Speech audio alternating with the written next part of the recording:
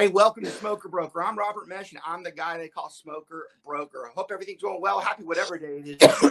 Who knows these days? I mean, it's either Tuesday, Wednesday, Thursday. But it's good to be back. We've been off for a little bit. You know, you get through the holidays and you start back into the new year. And especially if you're in a market like we are, things can get complicated at times. But I was looking the other day, and I didn't even realize it. And Brent and Mike and Jim, that you've all been along the entire time. We're almost on year 5 of this. I looked back 18 when we actually started there around July or so. So it's amazing. It's amazing we've known Mark that long. And it's amazing that the podcast has stayed going that long too. So I love that. And it's even more special when we get back in and we haven't done it for a month or so. That's probably the longest time we've ever taken off from doing it, but that's okay. I mean, like I said, things get to where we have to focus on everything, but I love the fact that we can come right back into it and providing the information that we've been doing for a long time. So it's a different world right now when it comes to real estate, and it's been interesting how we've gone back and forth with whether we're, finally recovering, whether we're still in a little bit of a slump. What does it look like in the future? It has been the most complicated market that I've been in 22 years. And I don't think anybody that's even a 30 or 40 or 50 year bet would say different, because the uniqueness to this particular market, the last time we've had kind of a slowdown would have been 2008, which that's kind of incredible if you really think about it. I mean, we are in 2023 right now, and 2008 is the last time we really had issues with the market, and that was a bad time. That even kind of just, I don't even know what to say in the fact that it's been that long. I keep thinking that that's only like just a couple years ago, and I just knows how long we've been doing it. Such a long time to go through where you haven't had a slump.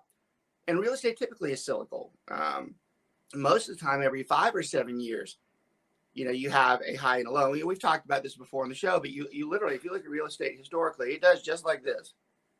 And literally, yes, parallel lines here, parallel lines here. So it's interesting we've gone that long. Now, the difference between 2008 and right now is we had a very brutal market at the time we went into 2008. The market had collapsed.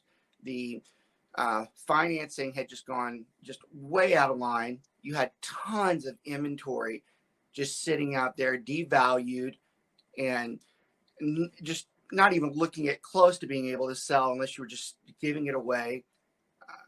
Got investors, probably they still dream about those days, because that's probably the last time that they were, ecstatic about what was going on and how life was, because you literally could get some of the greatest deals ever. Plenty of millionaires made during that time frame. But today, now you've had a great market for the last 15 years, I guess, and now we've got to where we have our first slowdown, and this slowdown, it's different because this time we do not have that much inventory out there, and we're coming off the highest level of prices we've ever seen. It's not where it's collapsed and all those prices, they're sinking to where they're 100 or 200K less, or there's emergencies. It's a little bit less than it was last year or the year before.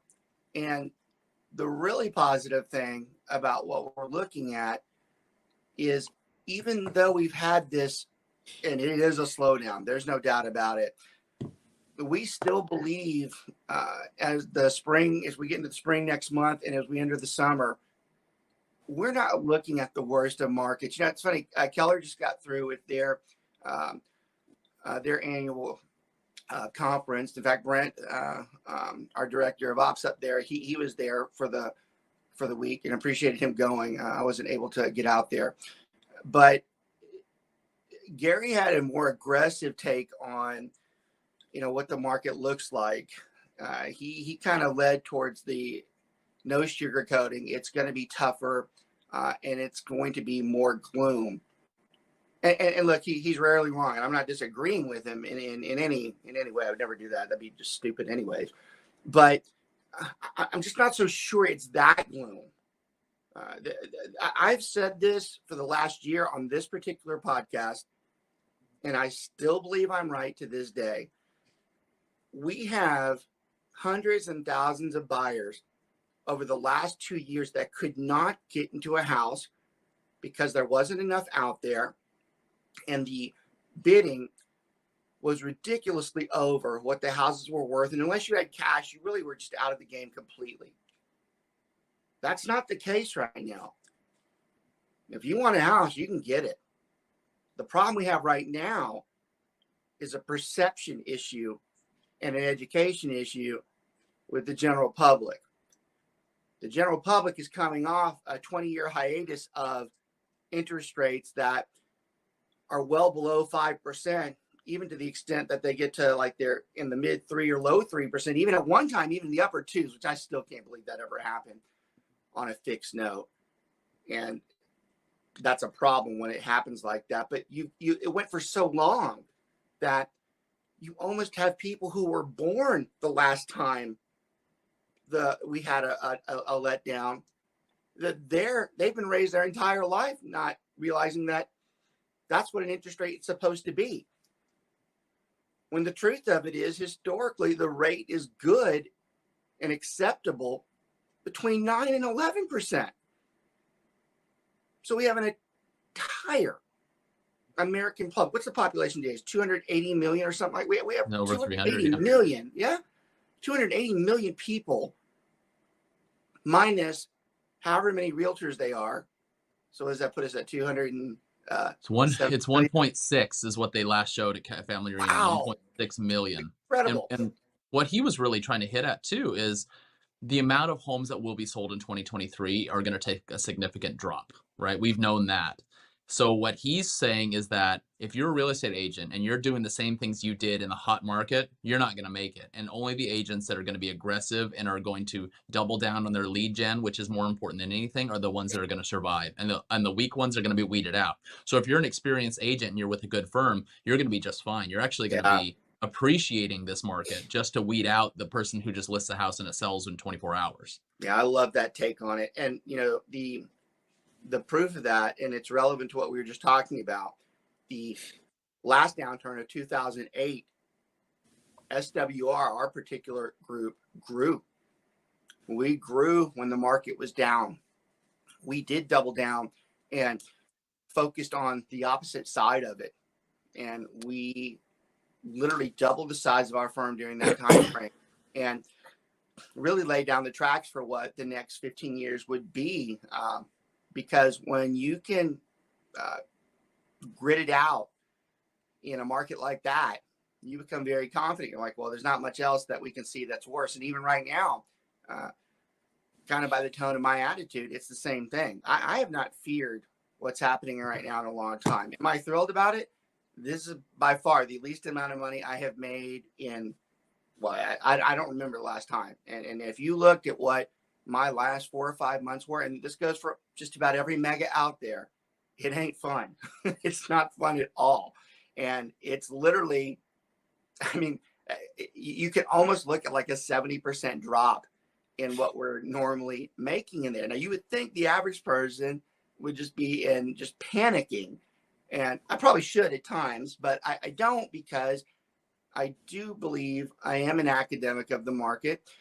I do believe that I usually have a pretty good take on it. And I usually am pretty close to saying that is what happened. That doesn't mean that I'm right. That's not what I'm saying at all. What I'm saying is I usually have a pretty good grip on. I think that's what's going to happen. I do believe that everybody who has been waiting because that rate went low, and this goes back to pretty much the last time we had our podcast in the late part of last year, where we were talking about the rate had gone up, and we have a lot of people just sitting out there because they want the rates to go down. Well, we said back then, and we're saying again right now, they're going to figure out that they're not going to go back down, and they're going to start seeing a slight increase. And when they start seeing that thing get back into the mid sixes with promises that it probably gets into the 7% range, and we hit late March and April, they're going to start realizing that the people who reload, the people who are upsizing, downsizing, whatever, if they really need a house, they're going to realize that they probably can't wait anymore, and they're going to get right back in there. And these are all those people that have been sitting on the sidelines waiting to buy us. And I got to tell you too, it's a tad hypocritical for those out there that all of us on this call and everybody inside of our firm, all the 165 agents that we have dealt with in the last 2 years, literally people crying because they can't have a house, upset about what they're going to do. Yet those same people right now are waiting when those houses are out there. And that is just it's a tad hypocritical, because, you're like, I get it. And I want the deals to be right. I want the best deals out there. But the fact that it's very reasonable right now and you're still sitting there, very hard to have sympathy and empathy after what we went through with you guys over the last 2 years, because the quite honest truth is the market is out there for you to get a very decent house at a very decent price at an outstanding interest rate. And mark my words on this podcast right here.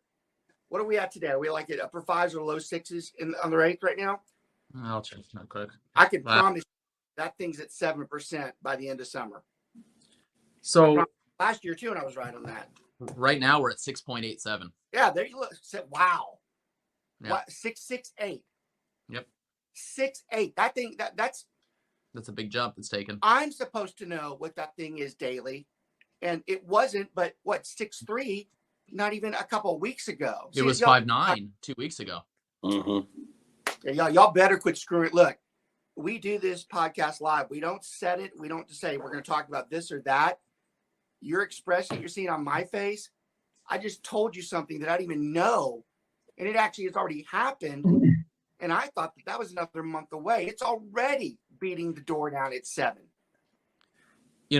Gary hit on this really hard during the vision speech. He was talking about, and I found this interesting, he's addressing the people as saying, well, we're going to wait for rates to come down. And he's like, when? Like, where? And, we're going to wait for him to come back down to 3. And he said that we're not going to see a 3% rate or even a 4% rate in our lifetime. That's gone. Yeah. Like, we will never see that again. He said you may not even see below a 5 in our lifetime. So that's here to stay. The average over the past, I think he did since 1990, is a 7% rate. That's just been the average. If you look, we've had the ups and downs. We were way undervalued on that. He also addressed that the reason rates aren't going to go down is because obviously the government has to combat inflation. And they said if they drop that rate, let's say they drop it to 4, everyone's going to go be buying houses. The housing rates, the prices are going to jump way up again, and then inflation's going to be even more rampant. So they're not going to adjust those rates for a long time. He also was very big into saying that when people complain about, oh, it's too much house, I can't afford it. He was even pushing if that house, that mortgage payment is 60% of your income, go for it, because what that does is that secures your housing price. Every month you have that secured. And he was basically saying maybe the millennials need to stop getting their $25 cocktails and just put that into their house. Cut back on that. You got to appreciate Gary. So look, I'm gonna do 2 things right now. One, I want to make sure I introduce my buddies down there, Jim McCauley and Mike Dallas. They are longtime friends and longtime associates of us. They run the firm with me and Brent. They're first of all, they're experts. They're great guys. They're good friends of mine. Jim runs our folks down there in Austin. Mike's been a long time loyal guy that we have inside the firm and our family. And actually been one of the cornerstones of the podcast that we've done for 5 years. So I love it when they're on. I was making sure, Brent and I talk a lot because we actually deal with everything day to day. But Mike and Jim have great insight, and they are going to chime in if they can get between me and Brent on our breaths when we're talking. So that's the first thing. The second thing, this show was titled Working with a Buyer. I'm not so sure we're going to even get to it because I think we have so much information right now that we're talking about. I think it's going to drive us the full hour. And I don't have any problem with that, because anytime we get on a subject that's that important, and I can sense that I still know there's another hour or two in there, that's good for everybody out there. Because I can tell you, even in the first 15 minutes of what we've already done, all that information is extremely valid for anybody who's watching right now and who watches on the archive down the road. So with that said, I'm going to go back to what I was talking about with Gary. So Gary has a huge following, right? And you could even, you got a family reunion, you see, everybody's taking pictures with Gary, and he has the what you would expect and the awe, and he deserves it because he really is what's considered to be the father of modern day real estate. I mean, if you look at some of the bigger firms out there, and even like an EXP, which I'm not saying anything bad about them, but EXP is created by disgruntled KW guys that learned from Gary, and they kind of mimicked the same thing. So no matter how far EXP always goes about how well they're doing, how great they're doing, they can never get past the fact that they come from the line of Gary. Okay. So with that said, with us, we're never going to go. You won't see us in an awe of Gary. And I'm saying this in a complimentary way. All right. Gary for us isn't in awe, or he is a business partner for us. And the point I'm trying to make is he is very intelligent when it comes to the market itself. I've rarely seen him wrong in all the years I've done this. Now, the significance to that, Brent was there, and Gary just told 10 to 15,000 people that work for him that they're never seeing 3 or 4% again, which I actually believe. I actually believe that too. I don't think we're ever going to see it again. Now, I got to admit, he's got guts to say he doesn't think he goes under 5 again. That's a bold statement, because to me, that's always a possibility. But y'all, if someone like that made that comment, you better start coming to reality that if you're waiting for something like that, you are in a lot of trouble. I promise you, he does not make grand statements, Brent. Speaking to agents, not the consumer, but he there's a slide that he puts up, and it was during the Great Recession, and there were 2 companies, and obviously everybody cuts back expenses during that time, but the company that cuts back on all their expenses, including their marketing, lead generation, they never recovered from that. You can see their value drop. Mm-hmm. And then it stayed here and slowly went up, but it stayed down. And the team that actually doubled down on their lead gen and their marketing, they shot up during that recession, and they were way higher. So as agents, if you're going to be cut back on anything you can but your lead generation. Gary cut back on your cocktails. Well, that. He also said cut back on your cable. He goes, that's the first thing you should cancel, because if you're doing what you shouldn't be having time to be watching TV anyways. And I thought that was kind of eye-opening. So that was another thing. There's so many interesting things that what Brent said. I couldn't even get all the thoughts out. And I want to come back to that cocktail thing, because that's another thing about Gary that's interesting. And y'all, I intentionally just said a minute ago that we, like us, it's not that we're in awe of Gary. It doesn't, and again, that's a compliment to him. He doesn't want that anyways. What it means is the information that he says, is that valid to us? So from an intelligence level and a business partner level, he is super important to us. And what Jim just reminded me of what Brent said, he's not joking about that $25 cocktail, even though Gary doesn't drink. All right. He has wine, but he's not a big drinker. But he's being serious about the fact that he knows that a lot of us, when we go out, hell, I'm included, I guess, we'll do that. And it's extra. But when you're in a market where you're having to pick and choose, and hypocritically, after I just said that even my income can be down 70% in like 4 or so months, or the last 4 months, maybe even longer than that, that kind of puts in perspective, maybe we should be focusing in on certain things. Now, Brent's been talking about Gary made a big deal about lead generation, and I love it because inside of our own group, that's all we've been focusing with for the last 2 or 3 months, more than we ever have, because Keller has given us the tools to do it, and we're implementing those tools. But when you have Gary addressing that many people to a point where he's saying you shouldn't have the extra cocktail, or you shouldn't even be looking at cable or screwing around with cable, he's making a point to a real estate agent. The ones that are going to make it, all they are looking at is, does their budget support them getting out and doing lead generation? Because he knows the lead gen still works. What happens is, for all the people out there and all the agents out there, 90% of them are not going to do that because, one, they just don't have the will. And two, a lot of times they start financially making decisions, like he just said, that don't support the budget that they should have. So the 10% and that rule, it's usually the 80-20 rule. In real estate, it's the 90-10 rule. The 10% do 90% of the work. And what he's hinting at, actually, he's not even really hinting at, he's outright saying that that's exactly the people that are going to go out there and start massively taking over the market. People like the guy that just came on, Jared Smith, who is a ridiculous real estate agent in volume. And Gary is talking about people like him. Gary is saying that those are the guys that are going to do well, because even if the market is down, they are creating their lead gen in such a way that they are going to continue to not only have the business they normally have, but they're going to pick up the business that the rest of them left out there. So when you talk about an overall market that is maybe gloomy or it's depressed, that's for a certain amount of people. There are other people, like pretty much the guys on this call, that take that as opportunity. And I'm going to go back on something I said a minute ago, because I believe it. I should be worried about what's happened the last 4 or 5 months.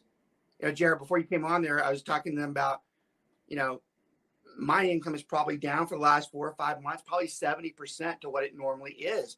And you would think that that's something that makes me panic, but it doesn't bother me in the least, because I really believe the framework for what we have out there and what we've seen the last couple of years, that market, there's a lot of people out there. You're seeing it. Hell, you really haven't seen the slowdown, right? I mean, you actually have been going through and doing pretty well.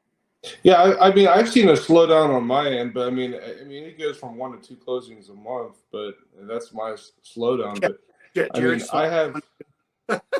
I mean, no, but it's like, but I'm seeing a huge pickup. I mean, it's insane. Like, I see the market taking off, because at the end of the day, no matter if people decide to move or sell, I think the biggest difference of 2008 is that, no matter how you look at it, where the values are, you still have tons of equity in there. And if you want to buy that rate down with all that money you have, or do it wrong, you have the ability to do so. And that leverages you to be able to make people comfortable with the actual process. Because I tell people, and I truly believe this is the last time someone can afford a house before another boom. I really do believe so.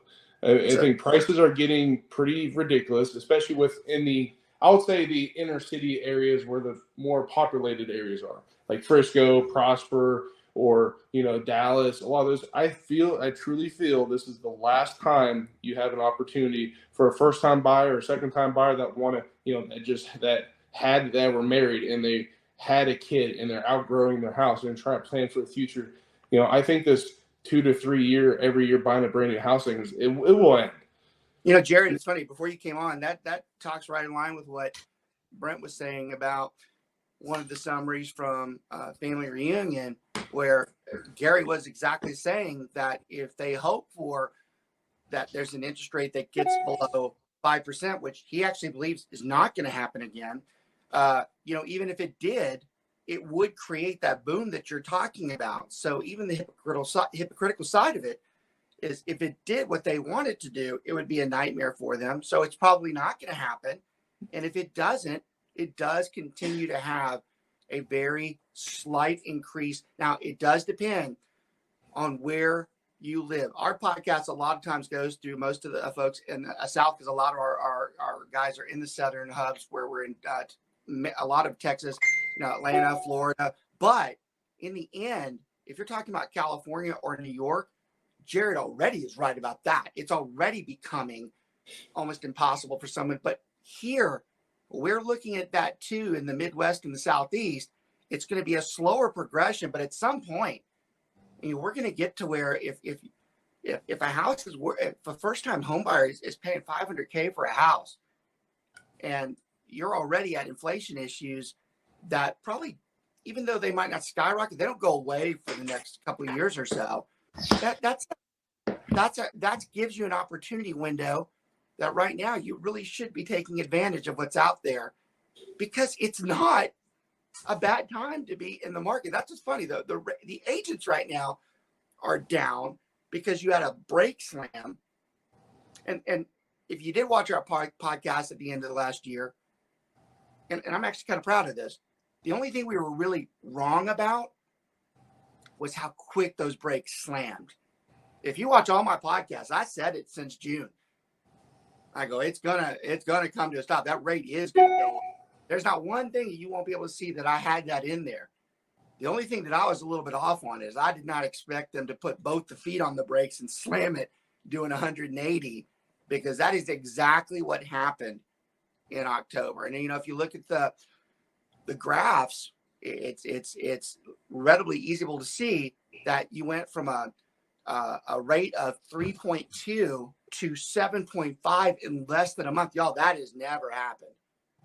I would say the big thing also that is helping me is that get with a lender that can do a buy down rate. And that feels really, really comfortable with a lot of people that are, shopping for houses, because they're not worried the first year. They're not worried the second year. And by the time the third year comes and they want to, refinance and the rates are lower, by all means, but buys them time. But I know that finding a lender with a buy down rate, and a lot of builders right now are doing pretty good incentives with just interest rates alone. I've even saw Lennar. Funny, they're back into the incentive game, right? After, I know. Yeah, it's torching people for the last 2 years. Yeah, they're back to. Yeah, I've been really wanting to tell these guys to kiss my ass, because it's freaking ridiculous. But it's just Jim works for new construction, and I'm going to make a disclaimer. Jim is a little bit different. He's a high-end construction guy. It's probably not so much on him that we're talking about as those 300 to 500K guys that have been out there just sticking it to every single person. Because Jared's right. In the back of our head, we really, the comments that we want to make to them, it is so hard to keep a straight face with a new builder right now with what they did in the last 2 years. And then they're sending us incentives and begging us to come in. It's like, you don't even know how to look at them and just say, this is the same thing, right? You're the same guy that last you told me that you're going to raise it while I'm in the room. You're going to raise the price on me. So that's funny. I mean, that's just insane to me that we're talking about that. And Jared is right.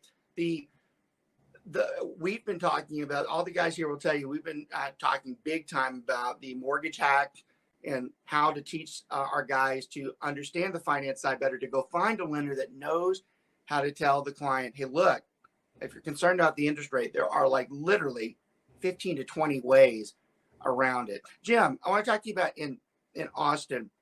So Austin's interesting to me because I think that they're seeing this times 20 versus what the rest of us are seeing. Austin clearly went off the roof last year, where it almost became close to what Los Angeles is, where you have a house that's like 800 square feet selling at 300, 400,000, which is just ridiculous, especially in Central Texas. But even now in Austin, it's very interesting to see how those prices are kind of just doing this.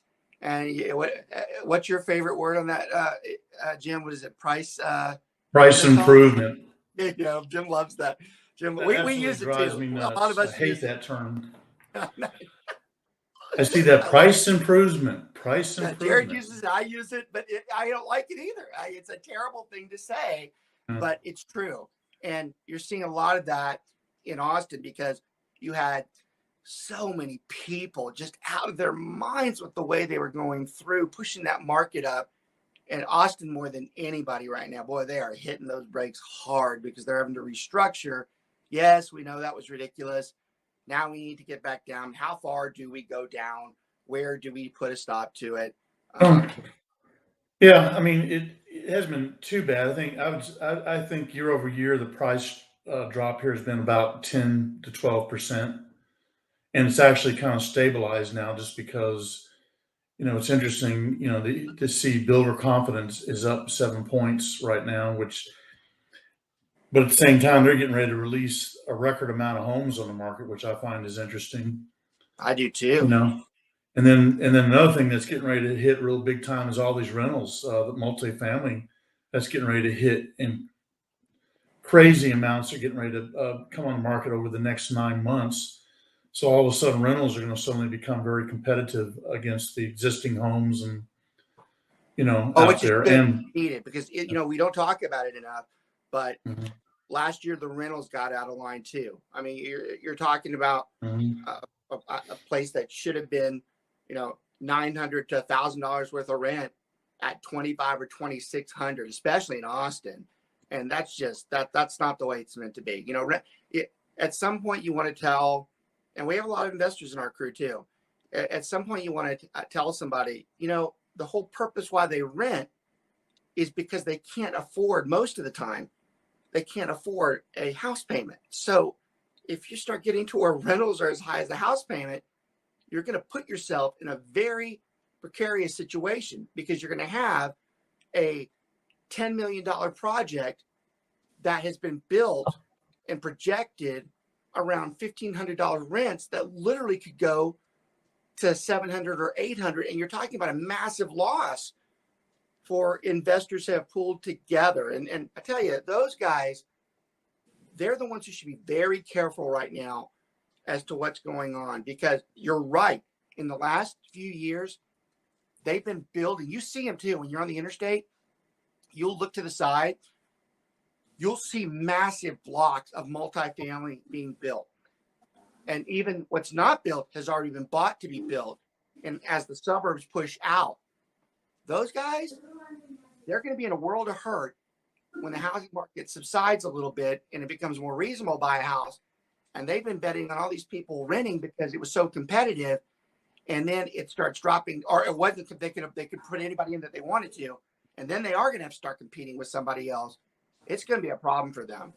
And I don't think they know that it's coming. Mike, and you're as close to anybody in a college town. Well, I mean, Jim is too, but you literally are on the inside the Denton area, where you get the University of North Texas, and you have TWU.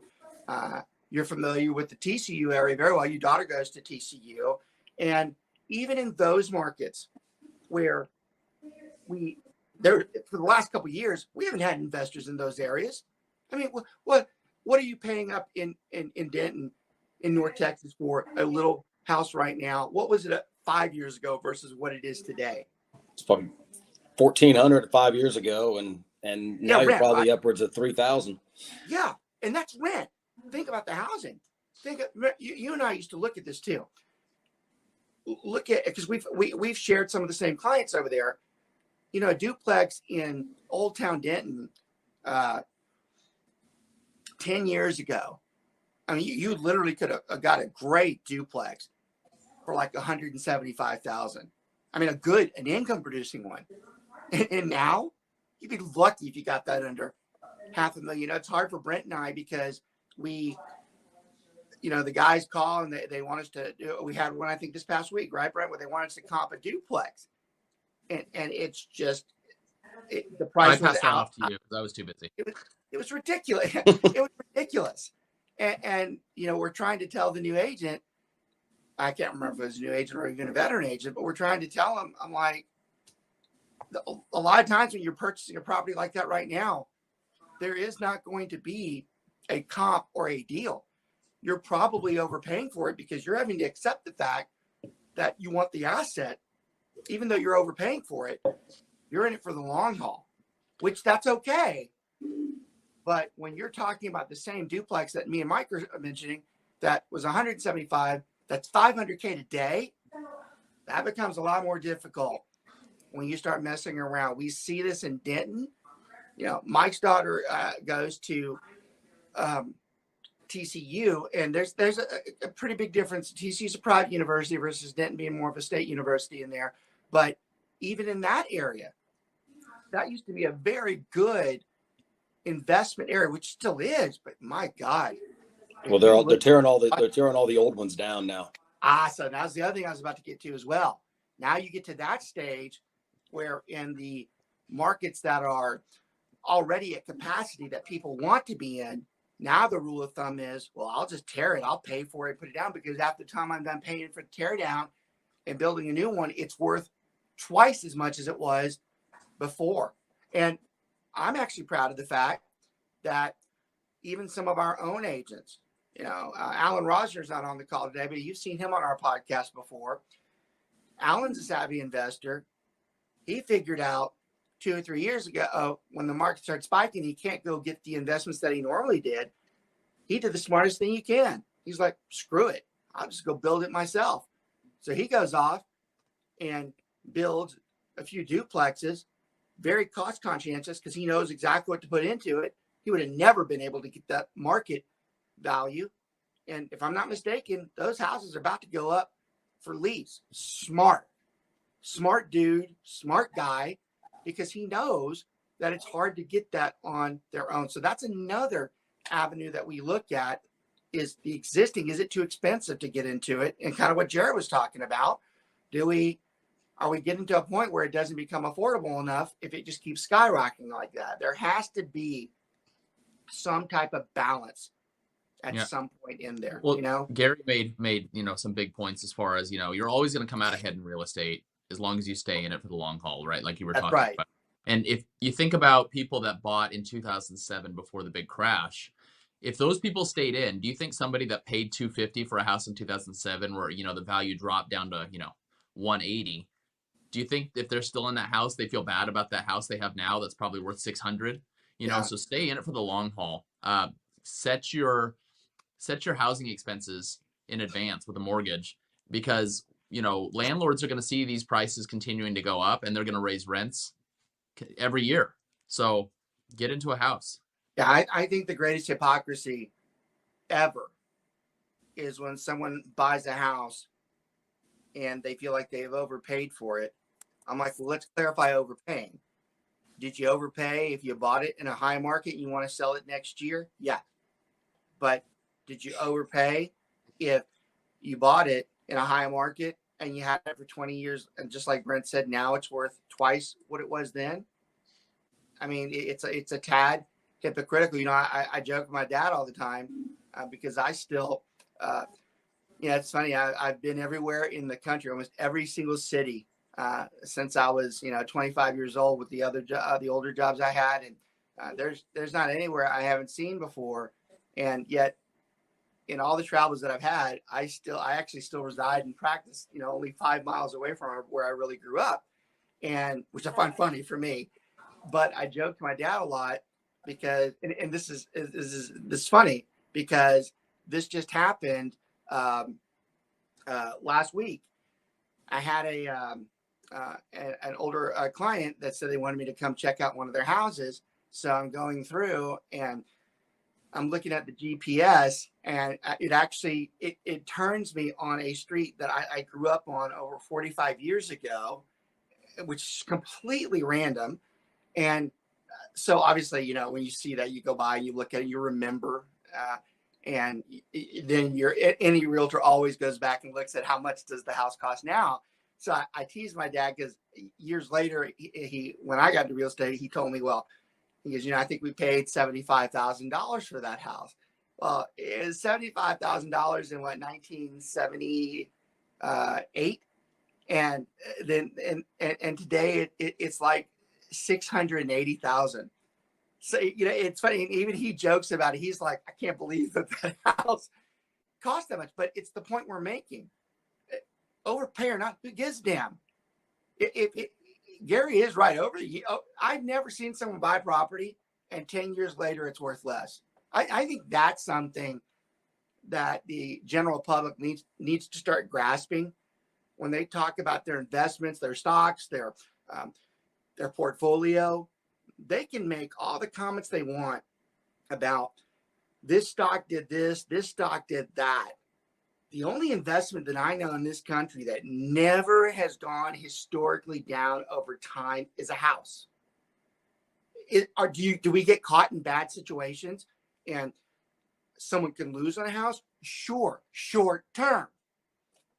Every negative, horrible story you've ever heard about someone doing bad on a house was short term, and it was driven by something that was very bad inside that personal life, whether it was a divorce, whether it was bigger, like it was an economic downturn. But if they stayed over time, it is not arguable or debatable that house will eventually earn them money. And that is the most simplistic reason why real estate will always stay at the top when it comes to investing. As far as the goals that you should have, that's where you want to be. The pain to get into it, the pain to hold it. Some of the people that I think I'm super proud of, and there are even guys that don't work for me anymore because they work for themselves. But, our buddy over there, Jeff Richardson, he worked with us for a while. And Jeff, boy, he's still young. He was younger at the time. He's still young to me now. But he started with us where he really didn't have that much money. And he started buying houses because he knew that if they're leveraged over time, that he could be wealthy with it. And believe me, he scrimped everything to get into those houses. I mean, probably to where it hurt him. And I see him today. You guys, I think some of you are on his stuff too. Every other week, he's got a new house he's putting up because he's leveraging off the rest of it, because he knows over time that's the best investment he's ever going to have. And that's what makes this job great. It makes us great because we can help other people with it. It makes us great because we can take advantage of it when we have the means to do it. And that's really what propels why we love real estate in general. Not just a comment to boast, this is a great job. We're talking about not only is it a great job, it's a great part of your life. It's the essential cornerstone of all the investments that we do. So, it might sound like we're trying to raise up real estate, how great it is, but look at the attitudes that each of us have on this call right now. There's not a negative gloom on anybody's tone on this call. And we are at the absolute bottom of where we should be income-wise right now. We should be sweating it, worried about it, not sleeping about it, because it is as low as it's been in a long time. That doesn't even come close to my worry ever, because I know the way that market runs, that it always recovers itself. And now more than ever, do we have the biggest launch pad to make that even just an incredible market. I still believe we are looking at a fairly decent market. And that's, like I said, I'm never going to contradict Gary. He's clearly made the point that he thinks the market is much rougher.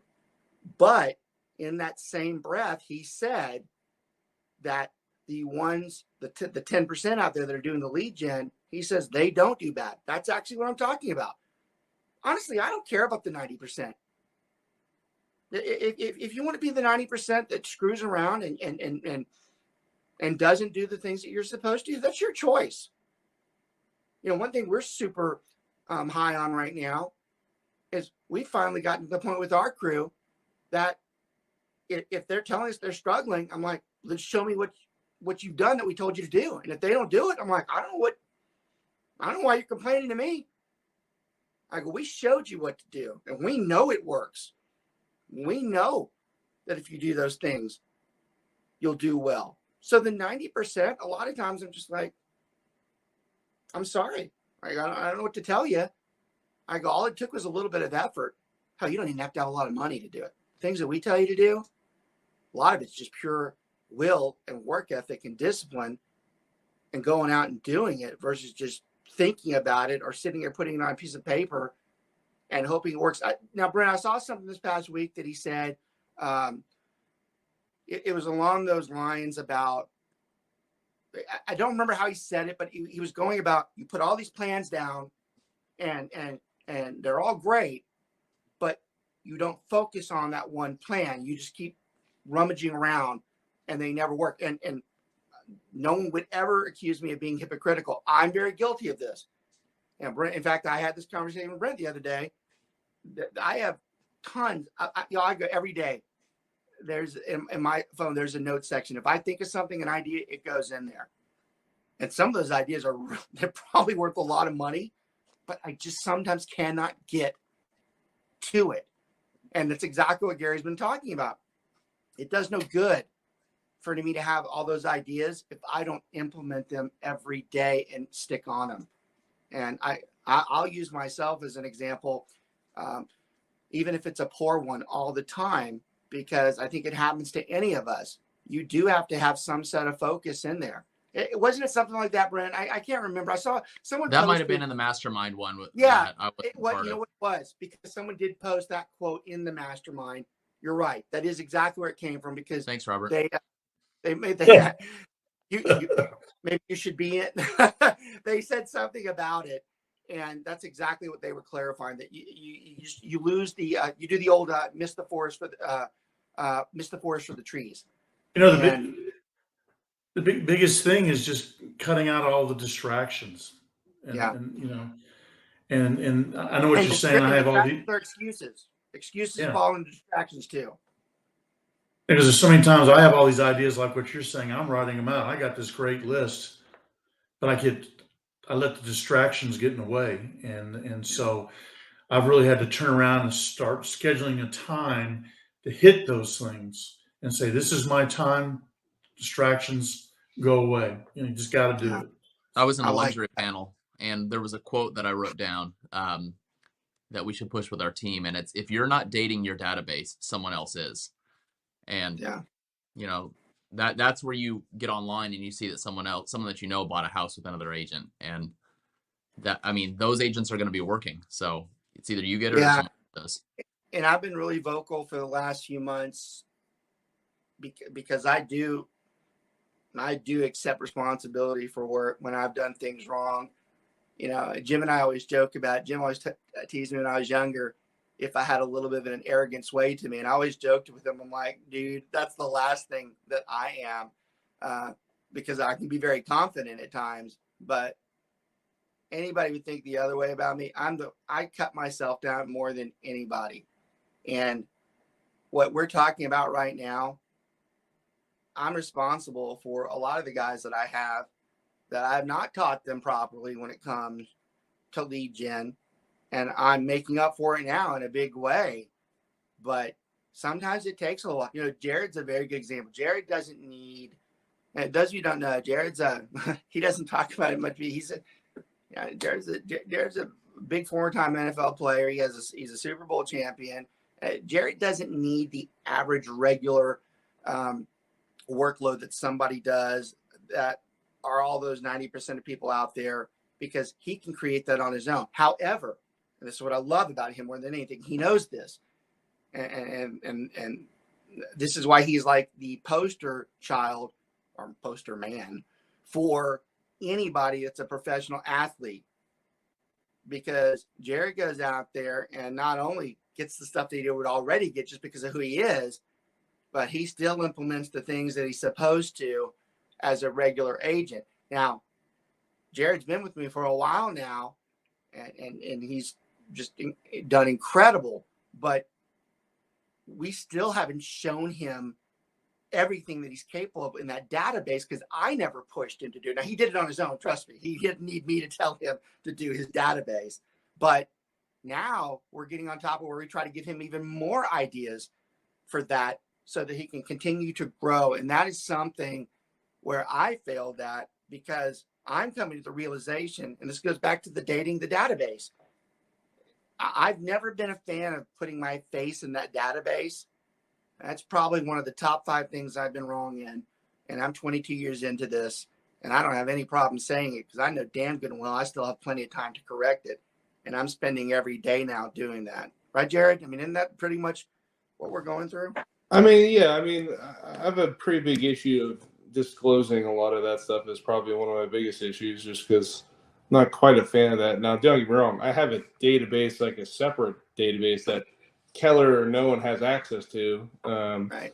But yeah, I mean, I definitely feel like my whole role is like, football and stuff here gets me my foot in the door. Then once my foot's in the door, I pretty much got it. I mean, I'm not really too worried about it. You know how I feel about that. You know that I actually believe that you never have needed your other side. I don't believe you've ever needed it, because the way you are a good real estate agent, and you don't need it. It's just extra, And I'll tell you, anybody who watches the podcast, especially with connections to Jared and the people that he doesn't talk a lot about, because he's not going to, because it's private, because there are people who don't want to be in the public eye. But those people that are out there, he knows exactly where to go. He's the shining example of what someone who gets out of professional sports, out of being a celebrity, is supposed to do. They're not supposed to waste their money. They're not supposed to throw it. They're not supposed to go from making $100 million to being broke. Even the guys that are at the $3 or $4 million mark, those guys should be well off the rest of their lives if they have a set pattern. And Jared's basically taking those things and trying to teach those guys that is the model. And it's a little off the topic of what we're talking about, but it's not, because it's talking about managing your database, no matter what it is. Yeah. At a high level or a low level, it still has to be worked all the time. And that's what I think is so brilliant about the industry itself. It doesn't matter whether you're, a $30 million producer or a $5 million producer. In the end, the game plan is still the same. You interact with that database all day long. Okay, we're at 10:55.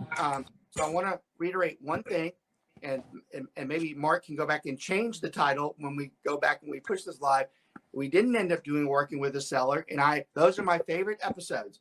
My favorite episodes are when we actually say we're going to do that one, and then we go the whole other way, because it was that important. This one all became about what's happening right now, what it is that we need to do. It's probably a good state of where we're at, because I promise you, if you go back and watch this one, that is a very good summary as to what's happening right now.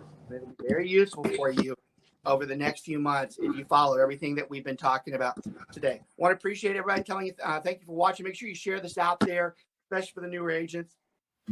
This was a Lunatic Digital production. Visit lunaticdigital.com for all your digital needs.